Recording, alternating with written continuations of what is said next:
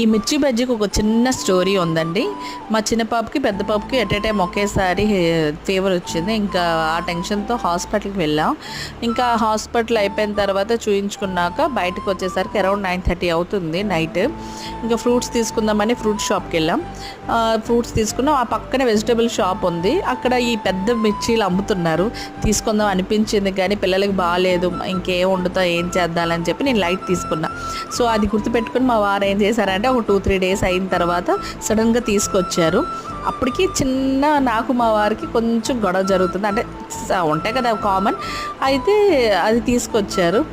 చాలు అంటే మనకి ఎన్ని ఇష్యూస్ వచ్చినా చిన్నవి వైఫ్ అడిగినప్పుడు నేను అడగలేదు, యాక్చువల్గా గుర్తుపెట్టుకుని తీసుకొచ్చారు. ఇంకా కోపం అంతా ఎగిరిపోయిందండి. నిజంగా అనిపిస్తుంది ఒక్కొక్కసారి మనకి మన మదర్ ఎలా ట్రీట్ చేస్తారో హస్బెండ్ కూడా అలాగే మనకి ట్రీట్ చేస్తే ఆ లైఫ్ ఇంకా చాలా అనిపిస్తుంది.